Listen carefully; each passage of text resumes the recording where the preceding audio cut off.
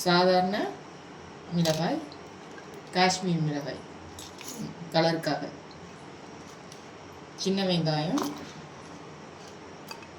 வெள்ளைப்பூடு போட்டு கொரன்னு அரைச்சிக்கணும். இந்த மாதிரி கொரன்னு அரைச்சிக்கணும். அரைச்சதை தோசை மாவோட மிக்ஸ் பண்ணணும்.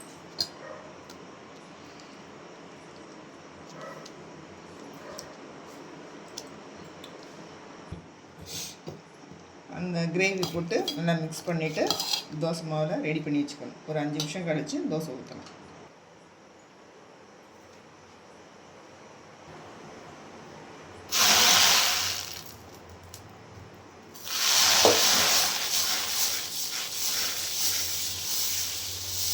இந்த தோசைக்கு பேர் என்ன மாதிரி தோசை?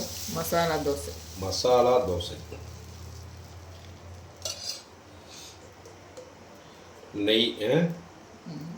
நெய் ஆயில் அவங்களுடைய பிரிய என்னமோ அதை பிடிக்கும்.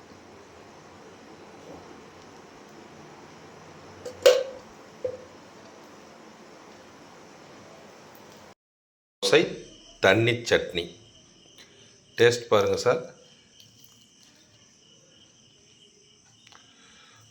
வாவ்,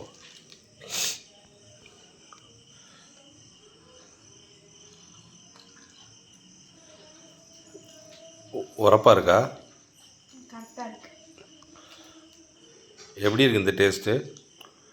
வித்தியாசமாக நல்லா இருக்கு. ஓகே.